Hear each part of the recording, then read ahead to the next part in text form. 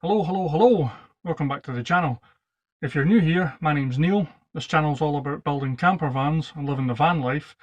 I'm currently converting a 2003 long wheelbase high top Ford Transit van into an off-grid stealth camper van on a budget. In today's video I'm going to show you how I made my kitchen unit and fitted the sink. Now I just wanted to take this time to thank everybody who's subscribed so far and followed on with the journey. If you haven't subscribed already, please do so. Follow the rest of this build, lots of work still left to do, and any future builds I do as I look towards living the van life full time over the next few years.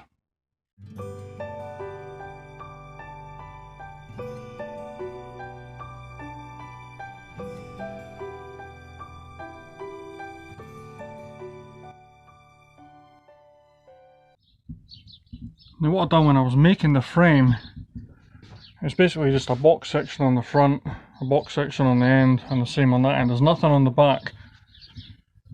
The reason I've done that is none of the walls are even remotely straight. The bottom here kicks out, and it curves in, and it curves out, and it curves round sort of that way. So I'm just going to build the frame, put the top on, and then, you know, butt it up. There's some movement in here. I think it'll work out.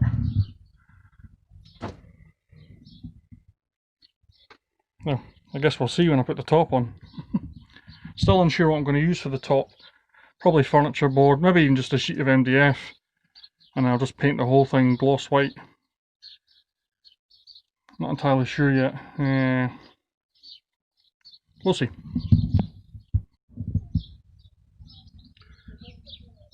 Okay, so that's the basic kitchen structure done. I'm just going to be paneling it in MDF. Just because it's the easiest to work with and the easiest to paint.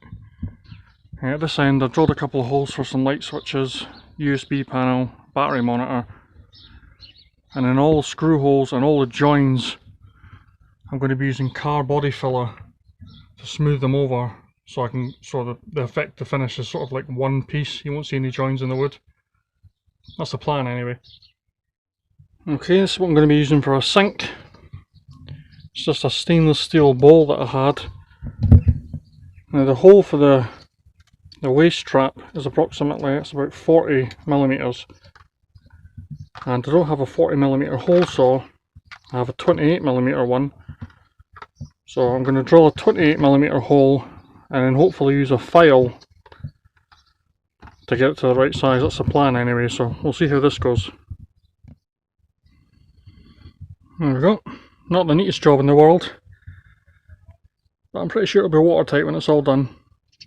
Okay, so the rubber seal that normally sits like that leaves too much, raises the profile too high. Don't know if you can see. You can't really see, but it doesn't sit very well. So I'm just going to put a bead of silicone around here and then use the seal on the underside. So it should work like that.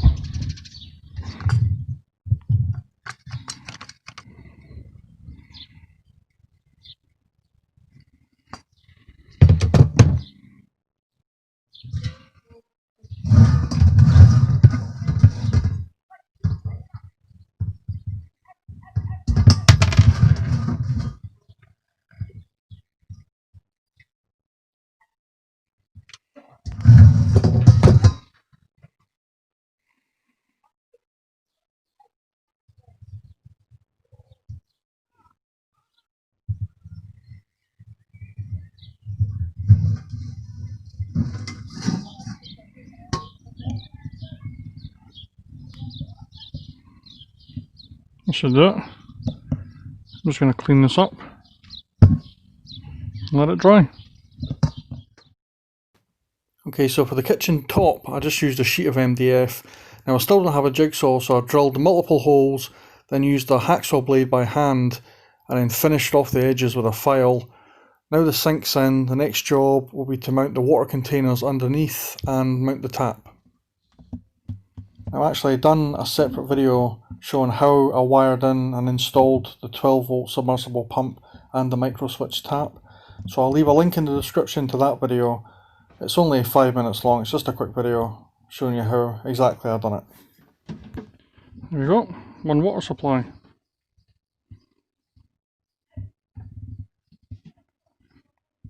I've got 3 of these, well I've got 2 but I've got another one on the way. So I can just leave this constantly attached and then I'll just take a couple of clean barrels of water with me and swap them out when I need them while I'm away.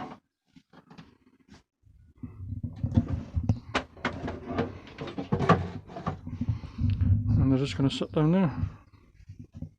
2, and then maybe have the waste one here.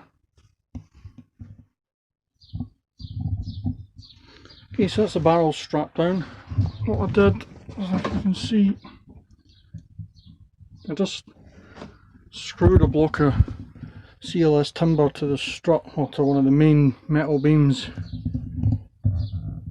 and then put the strapping behind it. So I've got 10 litre water, I've got 2 of these, just because they're easy to carry, and a 20 litre waste. Okay, so that's the sink in, and the tap fitted. And it's wired in now. I showed you in the other video for wiring the tap. There's no water in it, but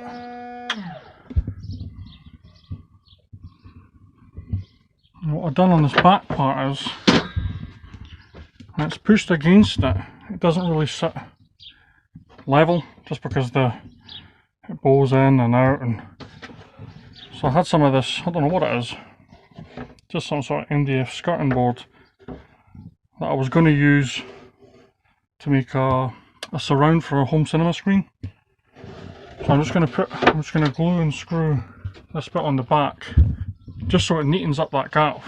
I had it lying anyway.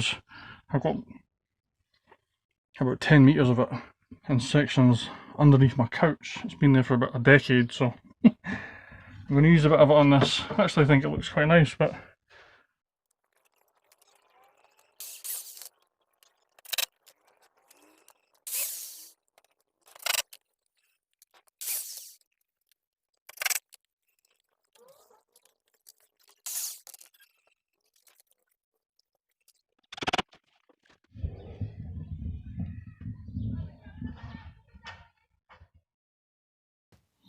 so I'm going to be using P38 car body filler to fill in all the screw holes and scratches I made in the wood. Now, a general rule of thumb when mixing this is a golf ball sized amount of filler to a pea sized amount of hardener. Mix the two together, fold the mixture, don't stir or chop it as this might introduce air bubbles. Just keep folding it till it becomes one uniform colour.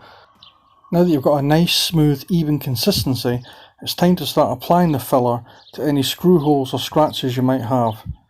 Now, try not to worry if you can't fill them in all in one go. It only takes about 25 minutes to dry, and you can hit it with some sandpaper and then give it a second skim for the perfect finish.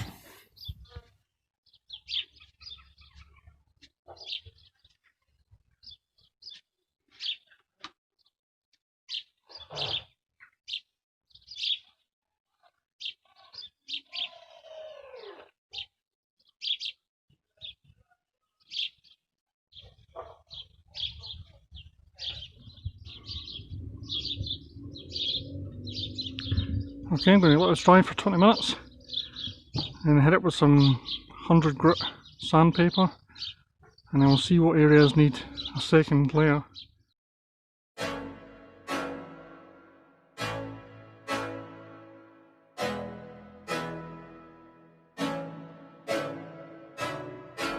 I can't think nothing better than spending my day with you. My life is sunny and better, girl, when I'm with you. She luminous so bright like a star in the skylines. She got the looks, the good, oh boy, I need her so bad in my life. Shawty, where you wanna go, go, go, go? London, Paris, Tokyo, oh, shawty, we could go. Don't need no luggage, nah, nah, nah, nah. Don't need no stress, girl, nah, nah, nah, nah. Just me and you sounds alright, girl. I want nobody but you. I want nobody but you. I want nobody but you.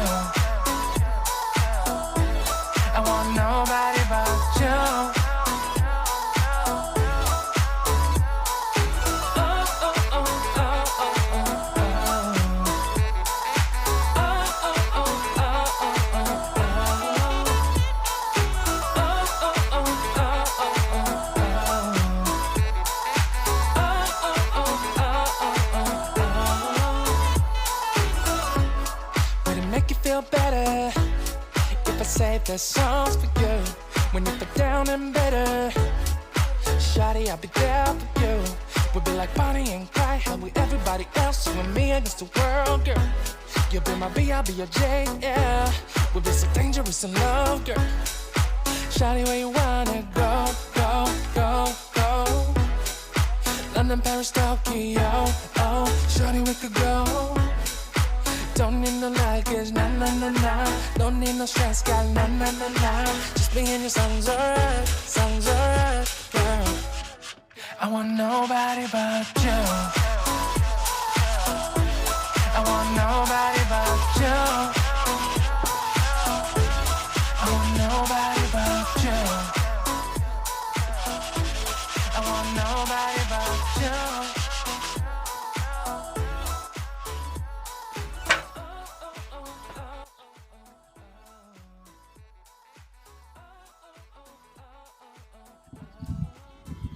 I'm sure you don't want to watch me paint it, so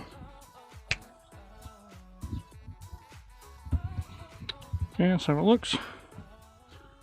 Let's get it in fitted.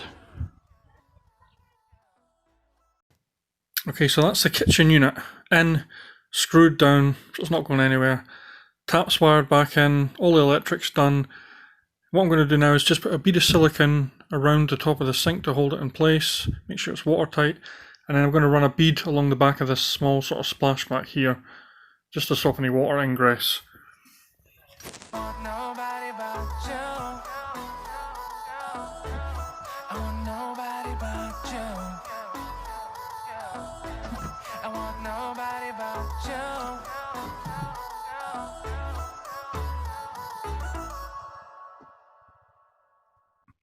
Okay, now one slight issue I was facing with the water pump is although the pump itself runs 10 litres per minute, the flow rate, that was still too fast, and it was coming out sort of right near the edge here and sort of splashing around. So all I done was put a couple of cable ties around the water hose, pinched it slightly just to reduce the flow rate, and this is what we're left with. That's much better. Before it was spraying right up at the edge and like a big jet.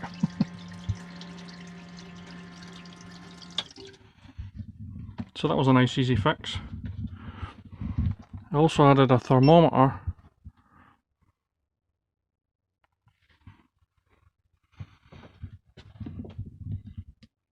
and a stainless steel heat shield. This is actually one of those magnetic notice boards, but it was the perfect size. It was only a tenner. It came with the holes pre-drilled.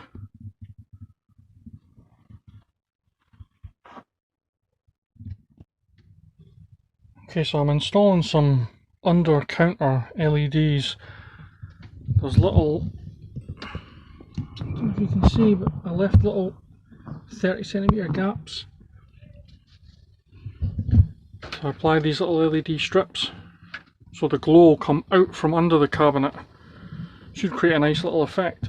So I'm just daisy chaining the three of them together, just like this, in the little electrical blocks. Just loop into the next one, and then this one will go to the switch, and then the same on this side. The last one will go back to the negative bus bar. So when you switch the switch, all three of them should come on.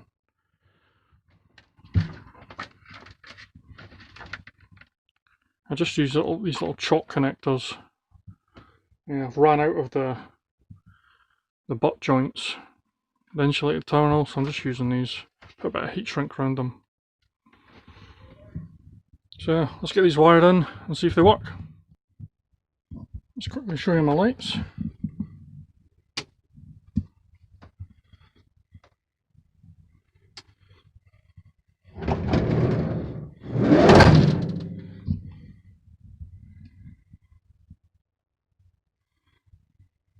Pretty sweet. Well, that's the kitchen unit finished. At the end of the video, I'll include a full price list for the entire kitchen build. If you enjoyed this video, please leave me a thumbs up. Drop any comments down below. I'd love to hear your thoughts and opinions, any questions you might have. Please subscribe to follow the rest of this build and any future builds that I might do. Until next time, thanks for watching.